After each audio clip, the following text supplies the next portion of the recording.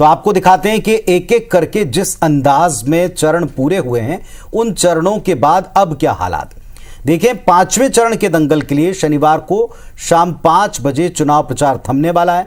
प्रत्याशी door to door campaigning कर सकते हैं और इस चरण में कुल 49 सीटें, और जिसमें से सबसे ज्यादा 14 सीटें यूपी की हैं, जहां पर अमेठी, रायबरेली, लखनऊ जैसी कुछ हाई प्रोफाइल और प्रतिष्ठित सीटें भी शामिल हैं जिसमें वोट डाले जाएंगे। लिहाजा शुक्रवार को यूपी में बीजेपी और कांग्रेस के स्टार प्रचारकों ने चुनाव प्रचार की कमान संभाली और अपने पार्टी और प्रत्याशी के लिए माहौल बनाया। 8 तस्वीरों के जरिए आपको हम समझाते हैं कि दोनों दलों के लिए यूपी की अग्नि परीक्षा क्यों इतनी अहम है। तो देखिए, आप सबने कहां कहां प्रचार किया। प्रधानमंत्री नरेंद्र मोदी आज उत्तर प्रदेश के बाराबंकी पहुंचे, जमकर हुंकार भरी। वहीं केंद्रीय गृह मंत्री रायबरेली, जिस सीट के ऊपर आज सबसे बड़ा फोकस है, अमित शाह जी उस पर पहुंचे। और वहां चूंकि राहुल गांधी अब की बार चुनाव मैदान में गांधी परिवार से रायबरेली के इमोशनल कनेक्शन को लेते हुए चुनाव मैदान में उतरे हैं। आज वहां कांग्रेस की तरफ से जहां पूरा गांधी परिवार दम भर रहा था, तो यहां अमित शाह ने अपनी हुंकार भरी है। कहा है कि रायबरेली और अमेठी दोनों जगह की जनता अगर इन्हें यहां से विदा कर दे गांधी परिवार को, तो फिर 400 पार यहीं से हो जाएगा। बिल्कुल। और दूसरा किरदार जो महत्वपूर्ण है भारतीय जनता पार्टी तरफ से, वो है रक्षा मंत्री राजनाथ सिंह, जो कि बलिया पहुंचे चुनाव प्रचार के लिए।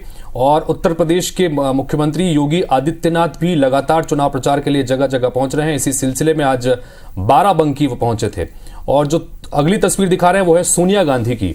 पहली बार चुनाव प्रचार अभियान में सोनिया गांधी उतरी हैं और रायबरेली पहुंची और वहां पर चुनाव प्रचार उन्होंने किया। भावुक अपील उन्होंने फिर से दोहराई है और उन्होंने फिर कहा कि अब तक मैं इस सीट के ऊपर अपने परिवार की जो आन बान शान कायम रही है उसके मुताबिक काम करती रही हूं। अब ये सीट मैं अपने बेटे राहुल को सौंप रही हूं। राहुल को भी आप लोग अपना सपोर्ट दें, ये कहते हुए उन्होंने प्रचार किया। यानी परिवार से पुराना नाता। खास बात ये कि जैसा अभी हितेश बता रहे हैं कि पहली बार सोनिया गांधी दिखी, तो ऐसा भी पहली बार हुआ है कि एक सीट के ऊपर न केवल राहुल, सोनिया, बल्कि प्रियंका, जो इस क्षेत्र में पहले से पसीना बहा रही हैं रायबरेली सीट पर, उनके साथ अखिलेश यादव भी दिखाई पड़े। तो हम कह सकते हैं कि गठबंधन के कुछ प्रमुख चेहरे और गांधी परिवार के तीनों जो चेहरे, इन तीनों ने मिलकर रायबरेली में अपना दम दिखाया।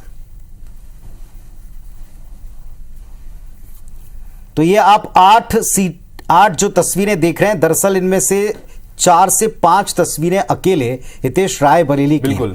और रायबरेली इसलिए महत्वपूर्ण है क्योंकि अब की बार अमेठी छोड़कर राहुल ने इस सीट का रुख किया वायनाड के बाद। और आज चूंकि जैसा हम बता रहे हैं कि इंडी गठबंधन के तमाम जो बड़े चेहरे हैं वो यहां पर मंच पर मौजूद थे। रायबरेली में राहुल गांधी के समर्थन में रैली करने के लिए पहुंचे थे और ठीक उसी वक्त अमित शाह भी इसी इलाके में थे।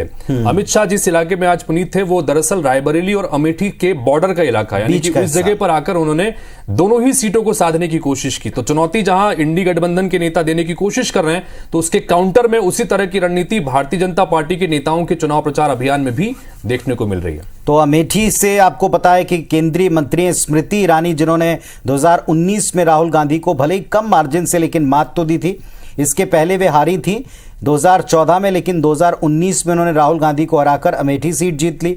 अब अमेठी नहीं बल्कि रायबरेली से राहुल गांधी चुनाव मैदान में। इसीलिए बीजेपी पूरा जोर रायबरेली में लगा रही है और चाहती है कि रायबरेली सीट अगर गांधी परिवार से उनके पाले में आ जाए, तो फिर आज उन्होंने कहा भी कि यहीं से 400 पार हो जाएगा।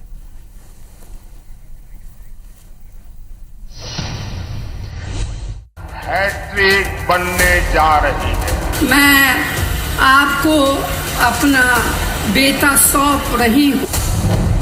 5वें चरण का घमासान, 49 सीटों पर चुनावी रण, दिग्गजों ने संभाली कमान। 20 मई सोमवार को 5वें चरण की वोटिंग है। इस चरण में उत्तर प्रदेश, बिहार, झारखंड से लेकर महाराष्ट्र और पश्चिम बंगाल समेत 8 राज्यों में चुनाव है। यहाँ कुल 695 उम्मीदवारों की किस्मत दांव पर लगी है। 18 मई को शाम 5 बजे चुनाव प्रचार का शोर थम जाएगा। उसके पहले सियासी दलों के दिग्गजों ने पूरी ताकत झोंक दी है। जिन 49 सीटों पर चुनाव है उनमें 65% सीटों के साथ बीजेपी का दबदबा है, जबकि कांग्रेस के पास इकलौती सीट रायबरेली ही है। ऐसे में कांग्रेस के लिए सत्ता में वापसी करना है तो बीजेपी के बढ़ते सियासी आधार पर 5वें फेज में रोक लगाने की चुनौती है। हर बार की तरह इस बार भी कई बड़े चेहरों की किस्मत दांव पर है। रक्षा मंत्री राजनाथ सिंह के साथ साथ कई केंद्रीय मंत्रियों का चुनावी फैसला इसी चरण में तय होगा। तो वहीं अमेठी छोड़ राहुल पहली बार रायबरेली सीट से चुनाव मैदान में। अमेठी से स्मृति ईरानी, बिहार के हाजीपुर से चिराग पासवान और सारण से लालू यादव की बेटी रोहिणी आचार्य की किस्मत भी ईवीएम में इसी चरण में कैद होगी। चौथे चरण के बाद 543 सीटों में से 380 सीटों पर चुनाव हो चुके हैं। अब बची 163 सीटों पर वोटिंग होनी है। बीजेपी जहां 400 पार के नारे के साथ मैदान में है, तो इंडिया गठबंधन भी अपनी पूरी ताकत के साथ सरकार बनाने का दावा करती है। अब देखना है 5वें चरण में कौन किस पर भारी पड़ता है। Election desk, IBC 24।